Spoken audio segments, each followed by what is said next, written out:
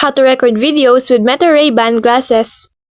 First, make sure the glasses are fully charged and paired with the MetaView app on your phone.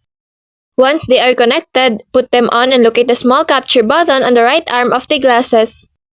To start recording, press and hold the button until you hear a tone or see the white LED light on the front frame turn on, which shows that the camera is recording. Each video will last up to 60 seconds, but if you want to stop earlier, you can simply press the button again. The glasses automatically save your videos to the MetaView app, where you can review, trim, and share them to apps like Facebook, Instagram, or WhatsApp. You can also record hands-free by using the voice command, "Hey Meta, take a video," which is helpful when you're busy or on the go. Remember that the light will stay on during recording to let people around you know the camera is in use. Recording with these glasses is meant to be quick, easy, and convenient, letting you capture everyday moments naturally without needing to pull out your phone. So that's all for this video. I hope this helps. Thank you.